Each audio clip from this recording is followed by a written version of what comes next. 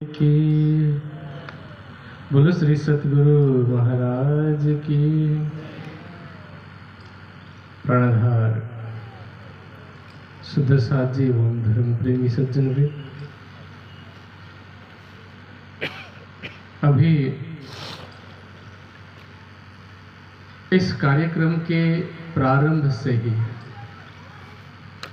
आपने एक शब्द सुना होगा। जब हम जयकारा लगा रहे हैं तो बार बार कह रहे हैं प्राणनाथ प्यारे की जय। तो आपके मन में प्रश्न आता होगा कि ये प्राणनाथ क्या है? कोई देवी देवता है या कोई भगवान है या कोई साधु संत सिद्ध पुरुष महापुरुष महान विभूति ऐसे क्या है? क्योंकि आपने बैनर भी देखा होगा तो वहां पर भी प्राणनाथ ज्ञानपीठ उस संस्था के द्वारा संचालित जागनी यात्रा के विषय में सुना होगा। तो मन में ये प्रश्न उठना स्वाभाविक है कि प्राणनाथ कौन है अथवा प्राणनाथ क्या है। आइए धर्म ग्रंथों के आधार पर उसकी पहचान को जानते हैं। हम सबके अंदर जो चेतना विद्यमान है, जो हमारे जीने का आधार है, उसे हम प्राण कहते हैं।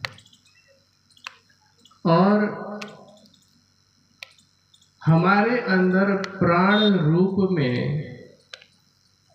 जिसकी शक्ति विद्यमान है उस परमात्मा को प्राणनाथ कहा जाता है। नाथ का अर्थ मालिक होता है, स्वामी होता है। वेद में एक सूक्त आता है प्राण सूक्त। इसमें एक मंत्र आया है कि प्राणाय नमो यस्य सर्वमिदं वशे यो भूतः सर्वस्य स्वरो यस्मिन् सर्वं प्रतिष्ठितम्। जो परमात्मा सभी भूतों में, भूत में अर्थात यहाँ भूत प्रेत की बात नहीं हो रही है, भूत का अर्थ है प्राणी। जो सभी प्राणियों में प्राण रूप से स्थित है, ऐसे परमात्मा को हम नमन करते हैं। ये वेद मंत्र है। एक पंक्ति संभवतः आप सब ने सुनी होगी। जब गांव में सनातन या पौराणिक मंदिरों में भी आरती की जाती है तो एक बात कही जाती है कि तुम हो एक अगोचर सबके प्राणपति। ये परमात्मा तुम अगोचर अर्थात इंद्रियों से परे हो और तुम सभी के प्राण के पति हो। पति अर्थात मालिक या रक्षक या स्वामी अथवा नाथ। तो ये प्राणनाथ शब्द कोई नया नहीं है। किसी कवि या महापुरुष या तीर्थंकर या अवतार या देवी देवता भगवान किसी के लिए यह शब्द प्रयोग नहीं हुआ है। इसका प्रयोग उस एक परमात्मा के लिए हुआ है।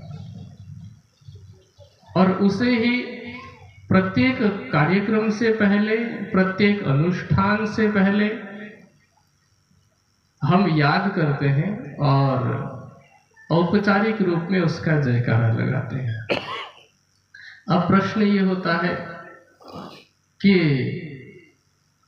यदि उस परमात्मा को प्राणनाथ कहा जा रहा है या वो एक अगोचर सबका प्राणपति है तो वो है कौन? इस प्रश्न का भी तात्पर्य ये है कि जैसे हमारा भारतीय समाज या हिंदू समाज जिसे कहूं मैं, या सनातन मत या पौराणिक मत, ये मत परमात्मा के नाम पर जिन जिन को मानता आया है क्या उन्हें ही प्राणनाथ कहा गया है? कोई कहेगा कि हाँ, सही बात है कि परमात्मा को प्राणनाथ कहा गया है, पर मैं तो शिव जी को परमात्मा मानता हूँ, हो सकता है वही प्राणनाथ होंगे। कोई कहेगा मैं विष्णु भगवान का उपासक हूँ, तो वो प्राणनाथ है। सभी अपने अपने इष्ट अथवा आराध्य के विषय में इसी प्रकार की धारणा रखेंगे कि हमारा जो आराध्य है वो प्राणनाथ है। वास्तव में होना क्या चाहिए कि हमारा जो आराध्य है वही प्राणनाथ है, ऐसा नहीं। जो प्राणनाथ है वही हम सब के आराध्य हैं, ऐसा होना चाहिए। वो परमात्मा एक है, सच्चिदानंद है, अनादि है, अनंत है, अजर अमर युवा स्वरूप है। परमात्मा को अनादि तो सब मानते हैं, ऐसा तो नहीं मानते ना कि परमात्मा कभी सृष्टि में आए हैं या परमात्मा कभी सृष्टि में हुए या उस समय कोई एक निश्चित समय जब पैदा हुए, ऐसा तो कोई नहीं मानता। कहते हैं परमात्मा अनादि है, उसका अस्तित्व तो तब से है जब ये सृष्टि भी नहीं थी, जब कहीं पर भी कुछ भी नहीं था। वेद में एक सूक्त आता है, नासदीय सूक्त, जिसमें क्या कहा गया है, ना सदा सिन्नो सदासित तदानीम नासिद रजो नो व्योमा परोयत किमावरीवह कुहस्य कर कस्मन सर्मन नम्भः किमासित गहनम गभीरम न मृत्यु आसित अमृतम न तरहि न रात्र्य अहन आसित प्रकेतः आनीद वातम स्वधया तदेकम तस्मादनन्यः परः किंचनास्य। जब व्यक्त प्रकृति भी नहीं थी, अव्यक्त प्रकृति भी नहीं थी, जब प्रकृति के द्वारा निर्मित यह सृष्टि भी नहीं थी, उस समय भी परमात्मा का अस्तित्व था, इसीलिए उसको अनादि कहते हैं। उस परमात्मा को सच्चिदानंद इसीलिए कहते हैं क्योंकि उसमें जो सत्य शब्द आया है उसका तात्पर्य होता है जो सदा से विद्यमान था, है और रहेगा। सत्य तो तीनों कालों में परिवर्तित नहीं होता, इसलिए उस परमात्मा को सच्चिदानंद कहा गया है। पर जिन जिन देवी देवताओं महापुरुषों की हम भक्ति करते हैं, जिन जिन के मंदिर बना करके हम उपासना करते हैं, उन सब का निर्माण या उन सब का पदार्पण कभी न कभी हुआ है। जैसे हनुमान जी त्रेता युग में हुए, गणेश जी उनकी उत्पत्ति की कथा तो सबको पता है, तो इतना कह सकते हैं कि उनकी उत्पत्ति हुई है। ब्रह्मा विष्णु महेश आदि के विषय में भी भिन्न भिन्न पुराण भिन्न भिन्न बातें करते हैं, लेकिन यहाँ मैं उदाहरण देना चाहूँगा देवी भागवत, माहेश्वर तंत्र और पुराण संहिता का।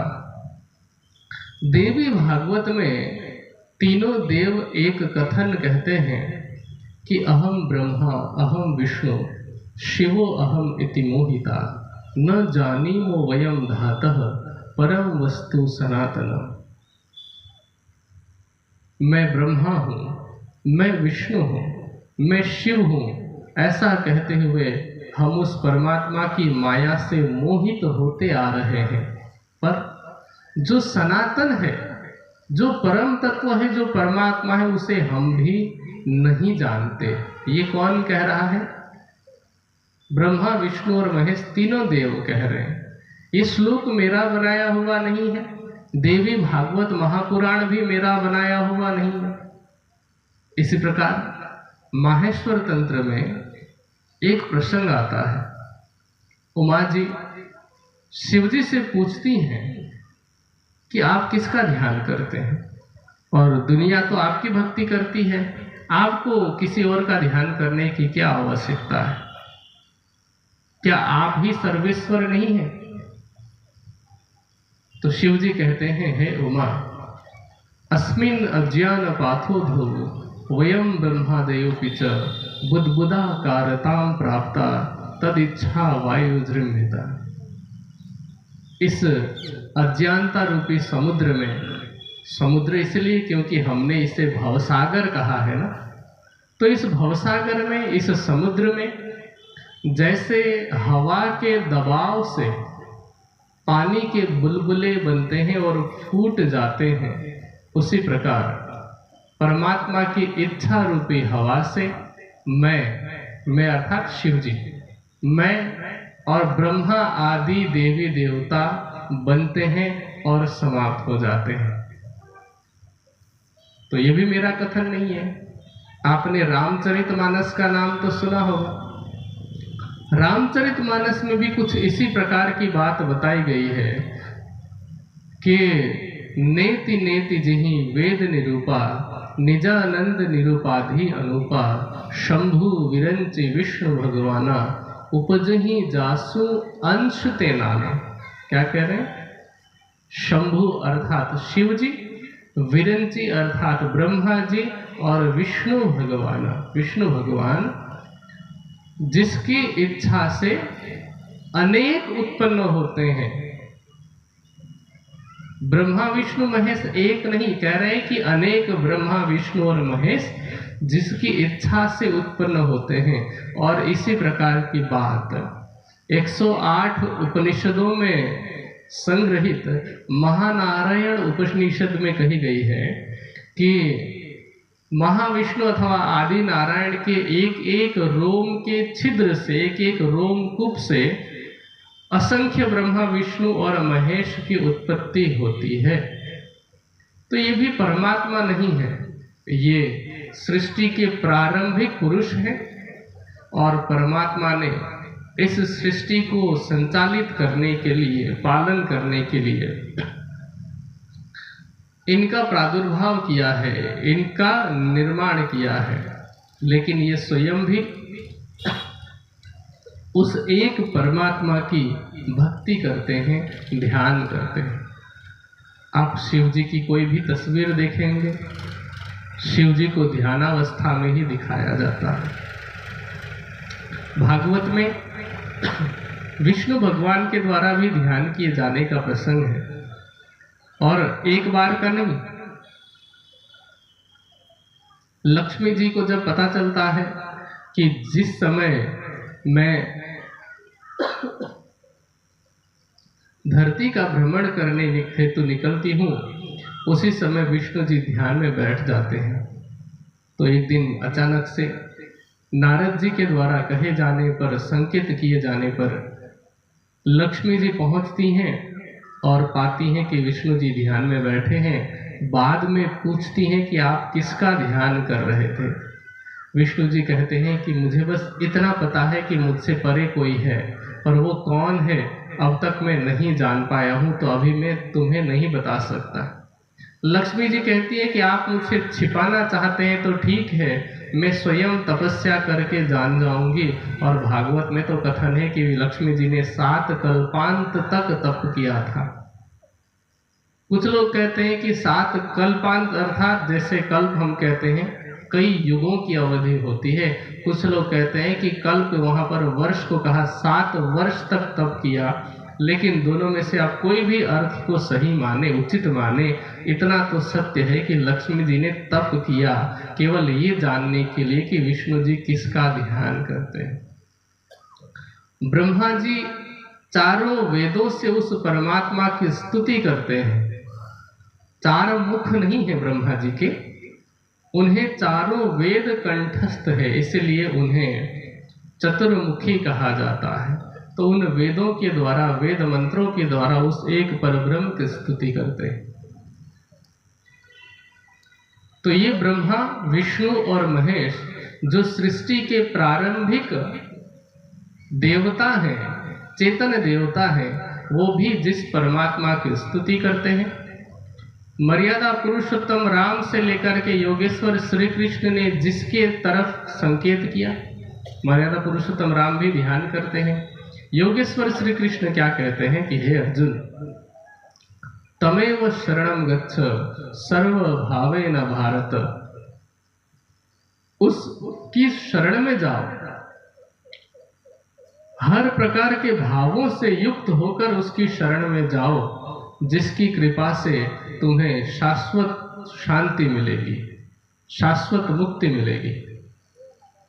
तो योगेश्वर श्री कृष्ण गीता में जिसकी ओर संकेत करते हैं, योगीराज शिव जिसका ध्यान करते हैं, ब्रह्मा जी वेद मंत्रों से जिस परमात्मा की स्तुति करते हैं, विष्णु भगवान लक्ष्मी जी को धरती पर भेज करके जिस परमात्मा का ध्यान करते हैं, और वर्तमान में सृष्टि के प्रारंभ से लेकर आज तक जितने ऋषि मुनि हुए, जो जिस परमात्मा को पाना चाहते हैं, जो इंद्रियों की पहुंच से रहित है, मन वाणी की पहुंच से रहित है, जहां पर इस संसार के चंद्रमा का, सूर्य का, तारा गणों का, विद्युत का, अग्नि का प्रकाश नहीं पहुंचता, पांचों इंद्रियां नहीं पहुंचती, न हमारे मन चित्त बुद्धि अहंकार रूपी अंतस्करण पहुंचते हैं, उस दिव्य ब्रह्मपुर में निवास करने वाला जो ब्रह्म है, ब्रह्म कह रहा हूं मैं, ब्रह्मा नहीं, तो जो ब्रह्म है या जो परमात्मा है, उसी को प्राणनाथ कहते हैं। आप चाहे तो किसी भी नाम से उसे पुकार सकते हैं, ऐसा नहीं है कि मैंने प्राणनाथ कहा तो आप भी प्राणनाथ ही कहें। हाँ, प्राणनाथ प्रेम से का कहने वाला शब्द है, कोई लौकिक नाम नहीं है। जैसे सीता जी भगवान राम को प्राणनाथ शब्द से संबोधित करती हैं, तो सीता के प्राण के जो आधार है, उस समय जीवन के जो आधार है वो राम थे। इसी प्रकार हम सब की जीवन का आधार, हम सब की चेतना का आधार और इस सृष्टि का भी आधार वह परमात्मा है, इसलिए उसे हम प्रेम से प्राणनाथ कहते हैं। परमात्मा का कोई व्यक्तिवाचक नाम नहीं होता, जैसे हम सबका अलग अलग नाम है, ऐसे व्यक्तिवाचक नाम नहीं होता। व्यक्तिवाचक नामों का प्रचलन भी कहाँ से चला है? हिंदू धर्म में जितने भी नाम रखे जाते हैं, वे सभी नाम उस परमात्मा के गुणों के आधार पर रखे जाते हैं। आप कोई भी नाम उठा लीजिए जो हिंदू धर्म से संबंधित होगा, ये चिंटू मिंटू ये नाम नहीं होते ना। बाकी जो भी नाम हिंदू धर्म से संबंधित है, जो भी नाम हमारी संस्कृति अथवा संस्कृत भाषा से संबंधित है, वे सभी नाम उस परमात्मा के गुणवाचक नाम से जुड़े हुए हैं। कोई भी नाम आप उठा करके देख लीजिए, वे गुण परमात्मा में उपस्थित हैं, पर आज वही गुणवाचक और भाववाचक शब्द व्यक्तिवाचक संज्ञा में बदल गया है। अन्यथा उस परमात्मा का कोई व्यक्तिवाचक नाम नहीं होता। हाँ, हम प्रेम से उसे प्राणपति कह रहे हैं, हम प्रेम से उसे प्राणनाथ कह रहे हैं, कोई प्राणेश्वर कह रहा है, कोई प्राणवल्लभ कह रहा है। अब किसी के मन में प्रश्न ये भी हो सकता है कि वेद में तो परमात्मा की बात की गई है, वेद में शिव शब्द भी आया है, शंकर शब्द भी आया है, विष्णु शब्द भी आया है, ब्रह्मा शब्द भी आया है, गणपति, इंद्र, वायु, अग्नि, ऐसे अनेक शब्द आए हैं। क्या वो परमात्मा के नाम नहीं है? एक तरफ वेद कहता है कि परमात्मा एक है, न द्वितीय न तृतीय चतुर्थो अपि न उच्यते, अथवा एकमेव अद्वितीय, और दूसरी तरफ ये सैकड़ों देवों के अथवा देवियों के नाम उसमें प्रस्तुत क्यों है? यह भी तो प्रश्न हो सकता है। देखिए, वेद मंत्र का कथन है, एकम सद विप्रा बहुधा वदंती अग्निम यमम मातरिश्वान माहु। सत्य तो एक है, पर विप्र अर्थात ज्ञानी उसे अनेक नामों से पुकारते हैं, अनेक प्रकार से पुकारते हैं, पर उन सभी नामों का भाव उस परमात्मा के लिए ही है। यथा शिव शब्द का अर्थ होता है जो सबका कल्याण करे, शिवु कल्याणे। शम का अर्थ भी कल्याण होता है, इसलिए जो सबका कल्याण करे उसे शंकर कहा जाता है। तो ये परमात्मा के लिए ही प्रयुक्त शब्द है। सबसे बड़ा होने के कारण उसे ब्रह्मा कहा जाता है। इस सृष्टि में उसकी सत्ता व्यापक है, इसलिए उसे विष्णु कहा जाता है।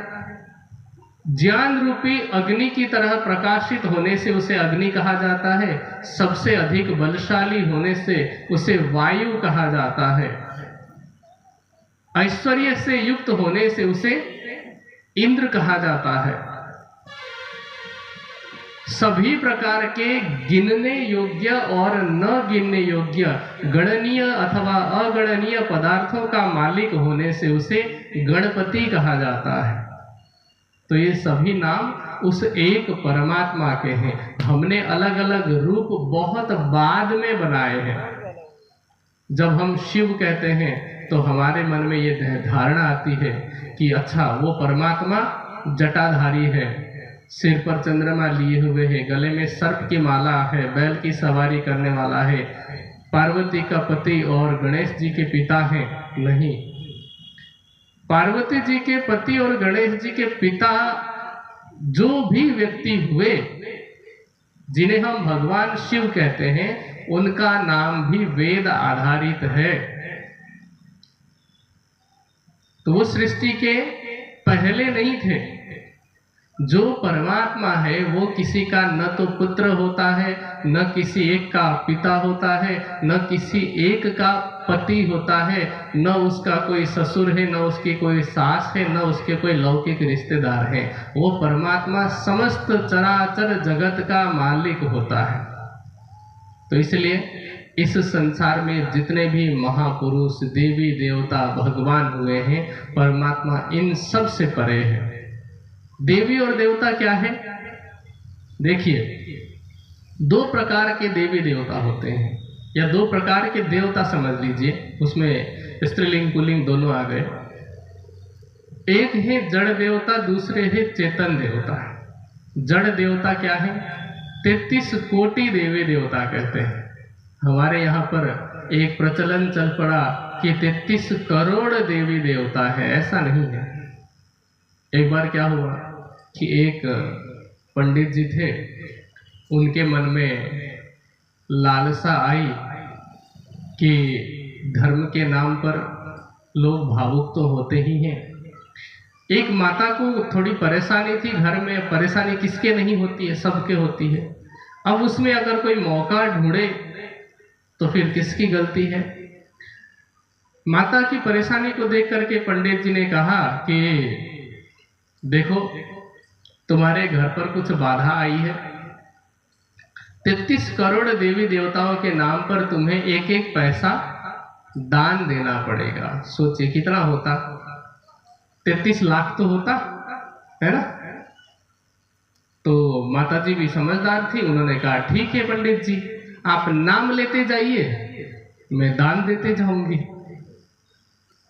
मेरी बात समझ रहे हैं? कितने लोगों का नाम लिया जाएगा? कितने देवी देवताओं का नाम लिया जाएगा? आप में से जितने भी लोग यहाँ बैठे, उन्हें 100 भी देवी देवता के नाम याद नहीं होंगे, है ना। मान लो कि 100 हैं, तब भी 1 रुपये में काम हो गया उनका। खैर, मैं मूल मुद्दे पर आता हूँ। तो 33 कोटि का अर्थ केवल करोड़ नहीं होता, कोटि का अर्थ प्रकार भी होता है। तो 33 प्रकार के देवता हैं जो कि जड़ देवता है, चेतन नहीं। जैसे 12 आदित्य हो गया। आदित्य मतलब वर्ष के 12 महीने समझ लीजिए। 11 रुद्र है। रुद्र का अर्थ होता है रुलाने वाला। ठीक है। हमारे शरीर में 10 प्राण है और 11वां मन समझ लीजिए। यदि 10 प्राण हमारे शरीर से निकल जाए तो सब लोग रोने लगते हैं ना। तो इसलिए इन्हें रुद्र कहा जाता है। इसी प्रकार इंद्र है। इंद्र का अर्थ यहाँ स्वर्ग में विराजमान इंद्र की बात नहीं हो रही है। जैसे विद्युत है, इंद्र का अर्थ ऐश्वर्य होता है। तो यहाँ जो विद्युत है वो सभी प्रकार के ऐश्वर्यों का कारण बनता है। इसलिए ऐसे जो जड़ देवता है, इन्हें 33 कोटि देवता कहा है। और यदि हम 33 करोड़ भी अर्थ समझते हैं तो ये वर्तमान समय में 33 करोड़ देवता नहीं है। एक अवस्था थी जिस समय भारतवर्ष में लोगों की जनसंख्या 33 करोड़ थी और सभी लोग सत्यवादी थे। सभी लोग धर्माचरण करने वाले थे, तो ऐसे लोगों को देवताओं की संज्ञा दी गई। धर्म ग्रंथ क्या कहते हैं? ये सत्यम आचरन्ति सुदेवा अंद्रितम ही मनुष्या। जो सत्य का आचरण करते हैं वो देवता हैं, और मनुष्य तो झूठ बोलते हैं। तो इसलिए जिस समय भारत में सभी लोग सत्यवादी थे, चोरी नहीं करते थे, किसी प्रकार का व्यसन नहीं करते थे, मांस आदि का सेवन नहीं करते थे, तो वो देवों वाले गुणों युक्त होने से वे 33 करोड़ मनुष्यों को देवता कहा गया। वर्तमान में जो देव हैं वो कौन है? हमारे ब्राह्मण ग्रंथ कहते हैं मातृदेवो भव, पितृदेवो भव, आचार्य देवो भव, अतिथि देवो भव। माता देवी है। आजकल होता क्या है कि घर पर जो माता है या घर पर जो स्त्री है अथवा जो नारी शक्ति है या माता में समस्त मातृशक्ति है, तो उस माता को या उस स्त्री को या नारी शक्ति को तो केवल चूल्हे चौके तक सीमित रखा जाता है, उनकी बातों का दमन किया जाता है, उनकी इच्छाओं का दमन किया जाता है, और देवी की पूजा की जाती है मंदिर में जाकर के। इससे कोई लाभ नहीं है। माता ही देवी है, मातृशक्ति ही देवी है। हमारी भारतीय परंपरा में कहा जाता है यत्र नार्यस्तु पूज्यन्ते रमन्ते तत्र देवता, यत्र नारी तु तिरस्क्रियन्ते तत्र सर्वे क्रिया निष्फला। कि जहाँ नारी का तिरस्कार होता है वहाँ सब कुछ निष्फल होता है, और जहाँ सम्मान होता है वहाँ देवता भी रमण करते हैं। तो पहली देवी है मातृशक्ति अथवा माता, उनका सम्मान करें। और दूसरे देवता कौन है? पिता, पितृदेवो भव। वर्तमान में क्या देखा जाता है कि मंदिरों में जाकर के भले ही लोग आरती कर ले, घंटे घड़ियाल बजा लें, लेकिन घर पर यदि कोई पिता है, बीमार है, रुग्ण है, उसके लिए दवाई भी नहीं पूछा जाता। गांवों में तो फिर भी परिस्थिति थोड़ी ठीक है, लेकिन शहर में आप देखेंगे तो अनाथ आश्रम की तरह ही वृद्धाश्रम बने हुए हैं। माता पिता को वहां छोड़ा जाता है और जीवित रहते कोई पूछता नहीं है, पानी भी मरने के बाद तर्पण करने आ जाते हैं। तो ऐसे देवी देवता की पूजा नहीं होगी। जीवित रहते हुए माता और पिता जिन्होंने जन्म दिया, जिन्होंने पालन किया, जिनके कारण हम इस सृष्टि में आ पाए, उनका सम्मान करना, उनकी यथोचित सेवा करना, उनके धर्मानुकूल आज्ञा का पालन करना, ये वास्तव में माता पिता की पूजा है। इसी तरह से आचार्य देवो भव, जो हमें आचरण सिखाते हैं, ऐसे गुरुजन देवता हैं, उनकी बातों का सम्मान करना है। वर्तमान में अंग्रेजों की देखा देखी जो शिक्षा पद्धति भारत में चली है, उसका दुष्परिणाम क्या होता है आप देखेंगे। आज यदि कोई अध्यापक बच्चों को थोड़ा सा डांट भी दे तो बच्चा उसकी शिकायत कर सकता है, बच्चा उस पर कानूनी हरकत कर सकता है। लेकिन आज से 15-20 वर्ष पहले ये परिस्थिति नहीं थी।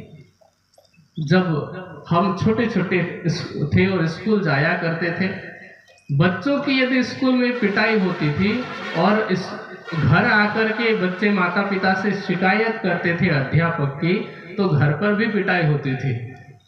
और फिर माता पिता अगले दिन बच्चों को साथ में लेकर स्कूल आते थे और बोलते थे कि गुरुजी ये आपकी चुगली कर रहा था, इसे और पीटिए। और उस समय की कुटाई का परिणाम ये है कि बच्चे फिर भी संस्कारी बने हैं। आज बच्चे जब स्कूल में टीचर की डांट सहन नहीं कर सकते, थोड़ी बहुत सजा जो दी जाती है वो सहन नहीं कर सकते, तो आगे जाकर के जब उनके करियर में जब वो नौकरी करने लगते हैं या व्यवसाय करने लगते हैं, तो वो थोड़े से भी असफल होते हैं तो उनके अंदर निराशा आती है, उन्हें इतना दुख घेर लेता है कि वो आत्महत्या की तरफ चले जाते हैं। इसका कारण क्या है कि हमने या हमारी शिक्षा पद्धति ने बच्चों को छुई मुई बनाकर रखा है, जबकि पहले के समय में ऐसा नहीं था। आचार्यों का सम्मान होता था। सम्मान का तात्पर्य मैं ये नहीं कहता कि जल्लाद बनकर के पीटे कोई और तब भी कुछ न बोले, लेकिन ऐसे मामले बहुत कम होते थे।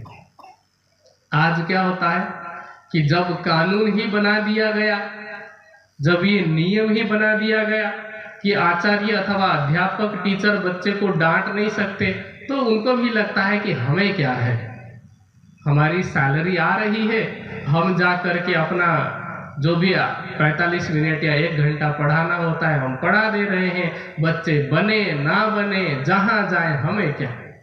जबकि जब तक ये काला कानून नहीं बना था तब तक यदि अध्यापक बच्चे को पीटते थे तो अपने बेटे की तरह प्यार भी देते थे। लेकिन ये सारे नियम जो बनाए गए ये हमारी शिक्षा पद्धति को धीरे धीरे खोखली कर रही है। तो तीसरा जो देवता है वो आचार्य देवता है और चौथा देव है अतिथि। अतिथि देव भव का गलत अर्थ मत समझना। हम लोग इसका अर्थ क्या समझते हैं? अतिथि का मतलब पाहुन, पाहुन बोलते हैं ना, गेस्ट। तो घर पे जो लोग आते हैं, मेहमान आते हैं, उनको अतिथि नहीं कहा है। उनके आने की तिथि तो निश्चित होती है। अतिथि का अर्थ है जिसके आने की कोई तिथि ना हो। तो ये कौन है? जैसे हमारे घर पर कोई साधु संत आ गए, हमें पता भी नहीं होता कि आने वाले हैं और आ गए। ऐसे साधु संत सन्यासी, उन्हें देवता मानना है। और इसका तात्पर्य ये नहीं कि कोई भी सफेद या भगवा कपड़ा पहन करके आए और वो सन्यासी देवता समान, ऐसा नहीं है। सन्यासी जो देवता समान कहा गया है उसका भी नियम होता है। नियम क्या? कि ऐसे सन्यासी को वेद का अध्ययन करने वाला होना चाहिए, धर्म ग्रंथों का अध्ययन करने वाला होना चाहिए। और सन्यासी जब किसी के घर पर जाता है और उनसे भिक्षा में कोई भी अन्न लेता है तो अन्न लेते समय वह बिना ज्ञान सुनाए, बिना प्रवचन सुनाए अन्न नहीं ले सकता था। तो अब उसके माध्यम से क्योंकि हमें ज्ञान मिल रहा है, वो ज्ञान दे रहा है, अतः देवता है। देवता मतलब जो कुछ देता है। माता जन्म देती है, पिता जीवन देता है, पालन करता है, धन ला करके देता है। तो हमें हमारे जीवन में जो भी सुविधाएं देता है वो पिता देता है। आचार्य अध्यापक ज्ञान देता है और जो सन्यासी देवता है वो हमें अध्यात्म का उपदेश देता है, मार्गदर्शन देता है। तो ये सब कुछ न कुछ देते हैं, ये देवता है। ठीक है, देवी देवता हो गए। फिर भगवान क्या है? भगवान कहते हैं ऐश्वर्यशाली व्यक्ति को, जिसके अंदर ऐश्वर्य हो। जैसे ज्ञान, भक्ति, वैराग्य, योग, कला, सौंदर्य, ये सब ऐश्वर्य के अंतर्गत आते हैं।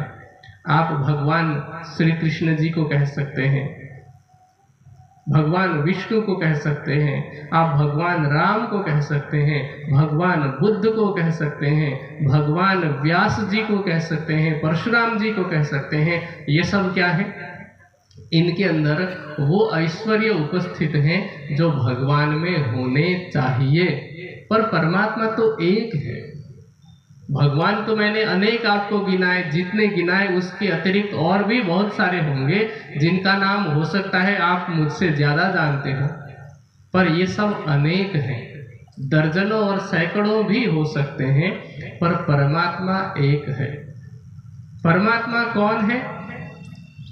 उसकी परिभाषा बताते हुए विभिन्न दर्शनों में विभिन्न ऋषि मुनियों ने क्या बात बताई कि जो कभी जन्म नहीं लेता, जो इंद्रियों से रहित है, जो काल से रहित अर्थात जिसकी मृत्यु भी नहीं होती है, जो इस संसार के सुख और दुख दोनों से परे हो, अर्थात कभी उससे दुख भी ना हो, वो परमात्मा है। और वो कौन है? वो है इस क्षर जगत से परे, बेहद अर्थात अक्षर से भी परे, दिव्य ब्रह्मपुर में विराजमान परमात्मा, जिसे हमने कार्यक्रम के प्रारंभ में ही प्राणनाथ कह करके संबोधित किया। हम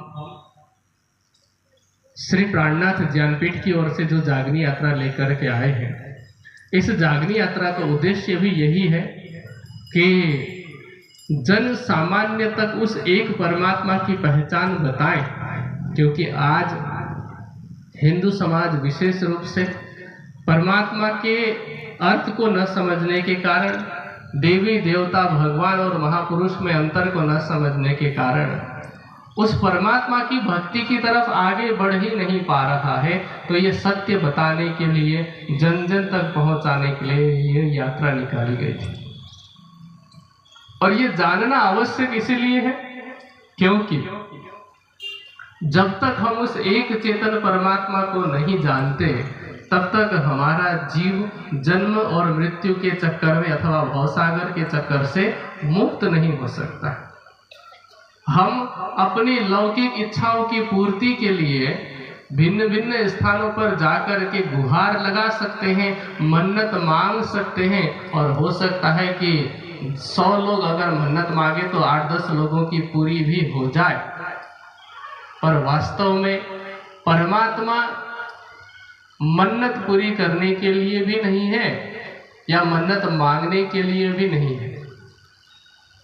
हमारी जो मन्नत है, मन्नत मतलब इच्छा पूरी करने की शक्ति वास्तव में हमारे मन में ही है। अब प्रश्न ये भी हो सकता है कि क्या हम पूजा छोड़ दें देवी देवताओं की? ऐसा नहीं है। पूजा का अर्थ क्या होता है? पूजा का अर्थ होता है यथा योग्य व्यवहार करना।